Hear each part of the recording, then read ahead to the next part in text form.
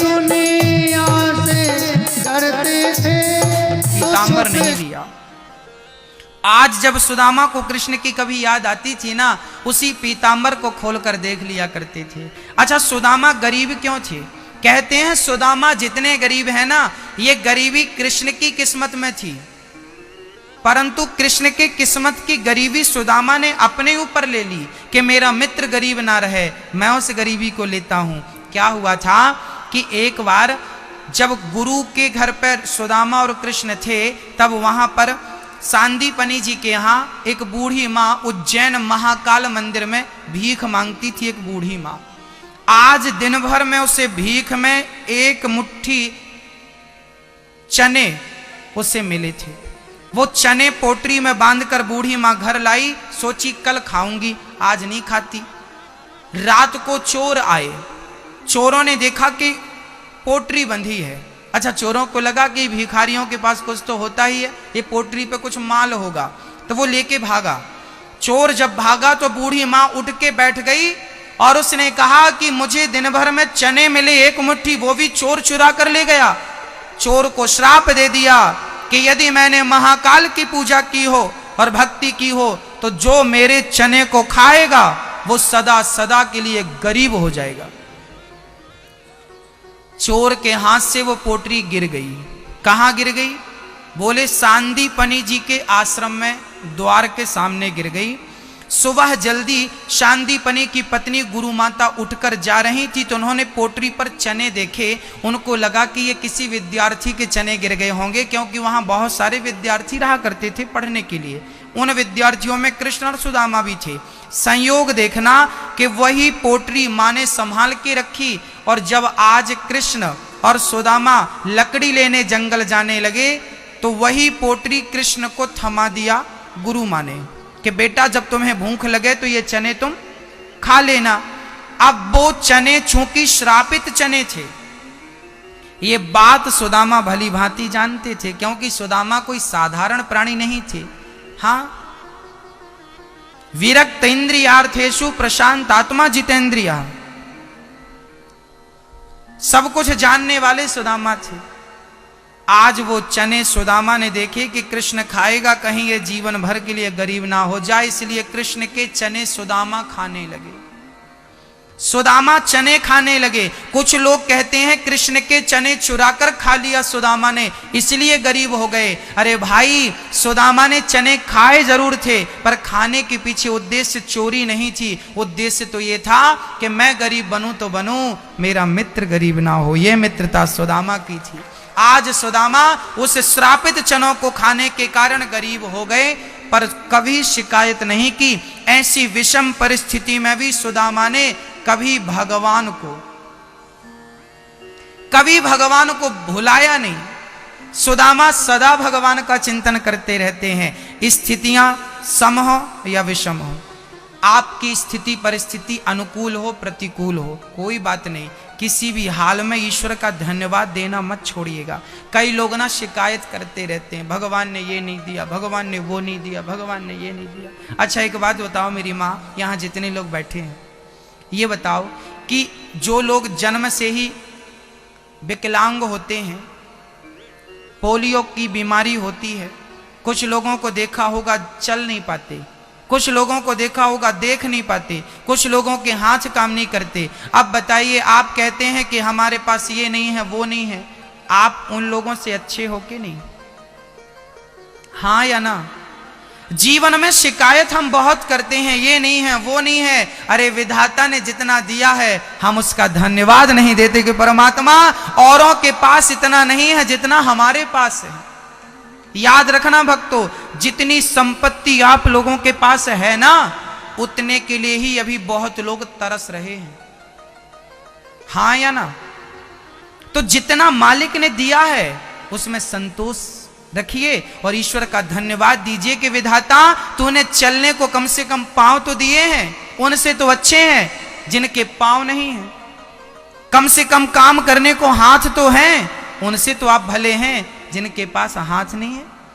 आपको देखने के लिए आंख है, आप उनसे तो अच्छे हैं जो सूरदास हैं। मेरी माँ, ईश्वर का धन्यवाद देना चाहो तो बहुत प्रकार से दिया जा सकता है। और शिकायत तो, इच्छाएं तो बड़े बड़े महाराजाओं की पूरी नहीं भई, आपकी क्या इच्छाएं पूरी हो जाएंगी।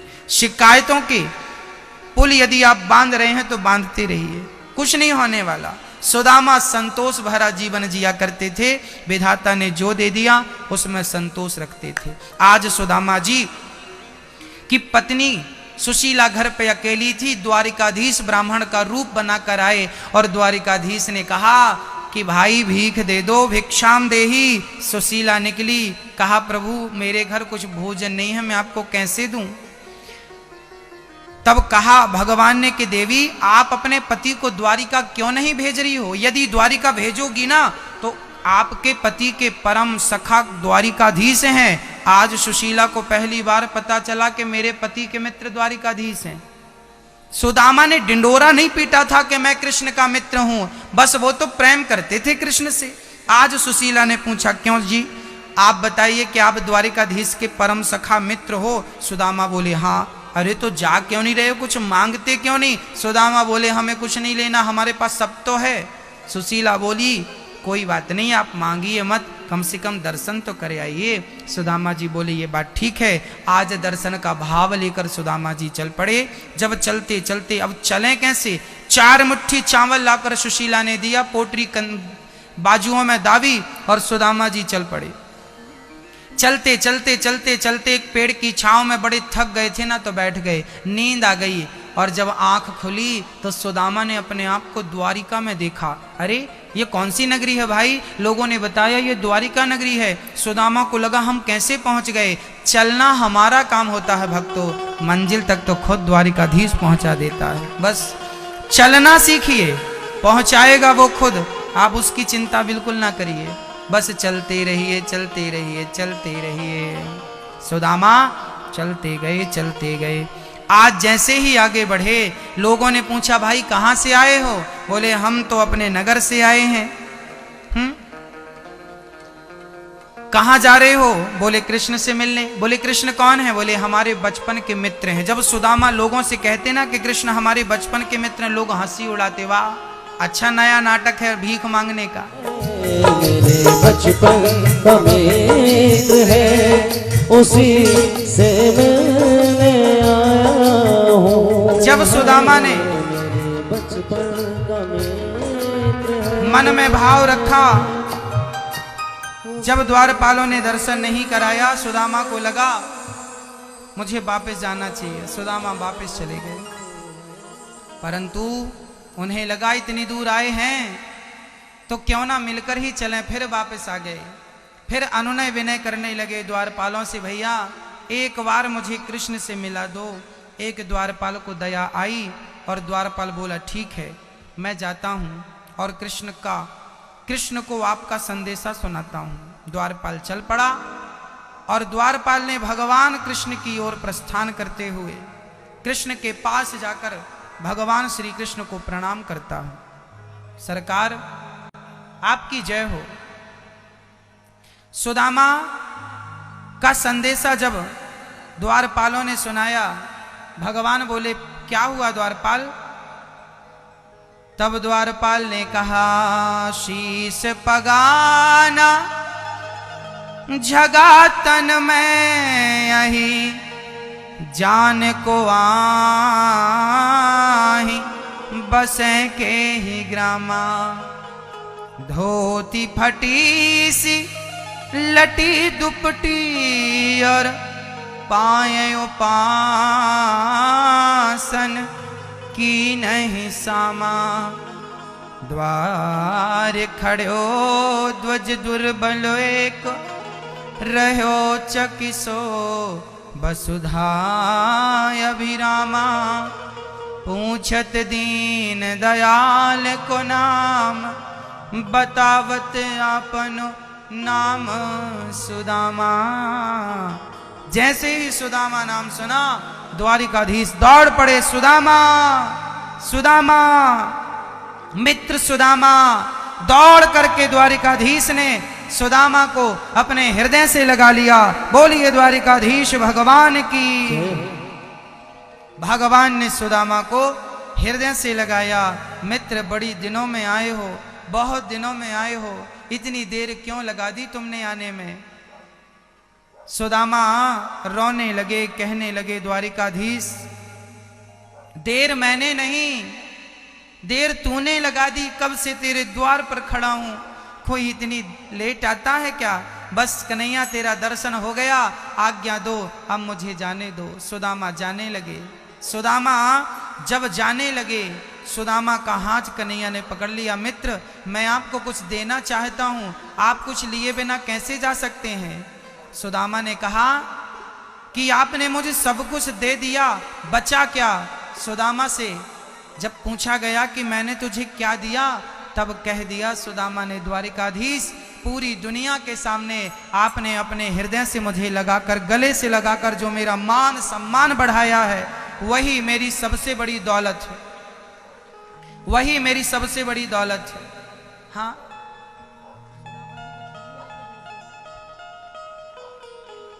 हाँ, सुदामा प्रेम पूर्वक भगवान उनको लेकर जाते हैं और सुदामा अपनी आसन पर भगवान बिठाते हैं। सुदामा चरणों में, प्रभु मैं आपके बराबर बैठने योग्य नहीं हूं। तब भगवान जबरदस्ती सुदामा को अपनी आसन पर बिठाते हैं, पर सुदामा कहाँ मानने वाले। अब सुदामा जी आसन को ग्रहण करते हैं और भगवान ने रुक्मणी से कहा, रुक्मणी जल्दी से जाओ, जल्दी से जाओ और जल लेकर आओ, मैं अपने मित्र के चरण पखारना चाहता हूं। क्या हुआ, यार की हालत देखी, उसकी हालत पे रोया, यार के आगे अपनी शान शौकत पे रोया। ऐसे तड़पा तड़प क्षमा परवाना के लिए, ऐसे तड़पा तड़प क्षमा परवाना के लिए, कन्हैया उतना रोया रोया है सुदामा के लिए, जितना राधा रानी रोई कान्हा के लिए, जितना राधा रानी रोई कान्हा के लिए, कन्हैया उतना रोया रोया है सुदामा के लिए, कन्हैया उतना रोया रोया सुदामा के लिए। पाँव के छाले देखे तो आंख भर भर के रोया, और अपने बचपन को याद कर कर के रोया। आंसू थे भर पाई बस हर जाना के लिए, आंसू थे भर पाई बस हर जाना के लिए, कन्हैया उतना रोया रोया है सुदामा के लिए। आज जगत के पालनहार अपने आसन पर सुदामा को, उस सुदामा को जिसके पास खाने को रोटियां नहीं थी, उसको इतना आदर, इतना सम्मान। भक्तों, प्रेम का सही मूल्य कौन चुका सकता है। दृश्य देख लीजिए, यही प्रेम का मूल्य है। दुनिया वालों से प्रेम करोगे ना, वो प्रेम का कोई मूल्य नहीं देंगे। आप किसी के साथ लाख अच्छाई करो और एक गलती आपसे हो जाए तो दुनिया के लोग लाख अच्छाई भुलाकर एक गलती को याद रखते हैं। पर मेरा कन्हैया, तुम लाख बुराई करना, एक अच्छाई तुमसे हो जाए तो मेरा कन्हैया लाखों बुराइयों को भुलाकर एक अच्छाई को याद रखता है कि मेरे भक्त ने एक अच्छाई की है। सुदामा रो रहे हैं। देख सुदामा की दीन दशा, करुणा करके करुणा निधि रोए, पानी परात को हाथ छुओ नहीं, नैनन के जल से पग धोए। सुदामा श्याम सुंदर को देख रहे हैं, बार बार गले लग रहे हैं, बार बार बचपन को याद कर रहे हैं। तभी कन्हैया ने कहा, मित्र मेरी भाभी ने क्या भेजा है? पोटरी छिपाने लगे, लाला कछु ना भेजो।